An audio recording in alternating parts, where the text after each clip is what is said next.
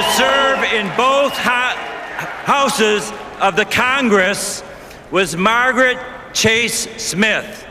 And she said, "The right way is not always the popular and the easy way. Standing for right when it's unpopular is a true test of moral character."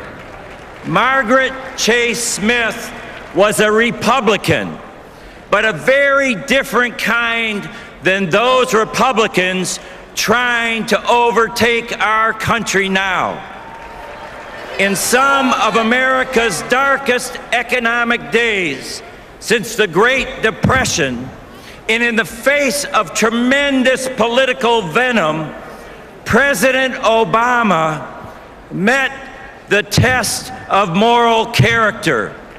He stood up for not for what was popular and easy, but for what was right. He stood for and with American workers, not just auto workers, but 1 million workers in towns all across America, who, if the industry went under, would not be able to put food on the table. We all remember what those days were like when President Obama took office. Workers waiting anxiously as their companies announced layoffs. Banks refusing to loan. Car sales were collapsing. It wasn't just auto companies that were struggling to survive.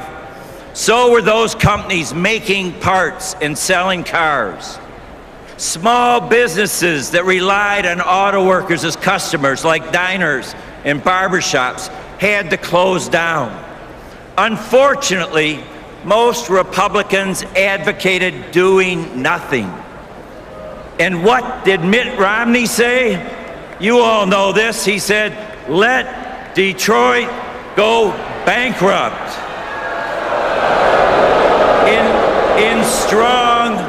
In strong contrast, President Obama took action, putting together a rescue team, demanding real change and real sacrifice from everyone involved, from management, from labor, from suppliers, from debt holders, from dealers, everybody involved. It was not universally popular, but it was absolutely right. President Obama's strong leadership saved 1 million jobs. Since June of 2009, this industry has added 250,000 jobs, and the auto industry is thriving again. These are good middle-class jobs in glass, in plastics, and steel. Jobs making things for an economy built to last. And Mitt Romney's record at Bain Capital, the corporate buyout firm he founded, too often has made their money not by building companies up, but by taking them apart. And too often, the workers ended up in the streets, even as Romney and his partners made millions of dollars. Earlier this week, we celebrated Labor Day. Many people forget what this holiday and why it was created, what this holiday is. It was about safe workplaces, health care, the 40-hour work week, middle-class jobs, standards that all of us believe in. But these standards did not just happen. They happened because generations of working people fought for, and in some cases died for, the right to organize and the right to collectively bargain.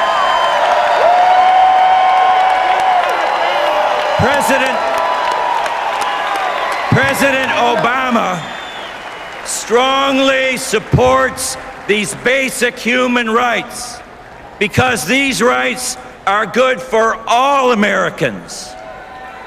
Strong unions and collective bargaining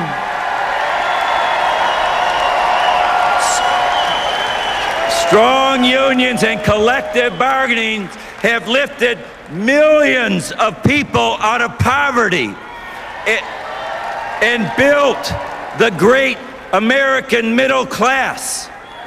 And it's the middle class that keeps America's democracy and economy strong. The Republicans, just look at Wisconsin.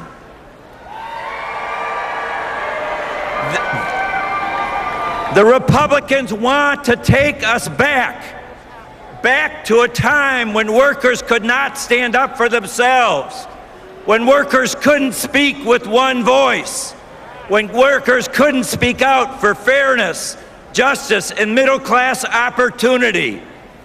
That's why unions matter.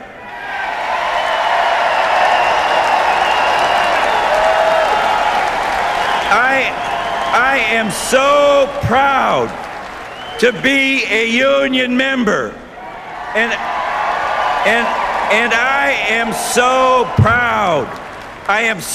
proud to represent the men and women of the UAW.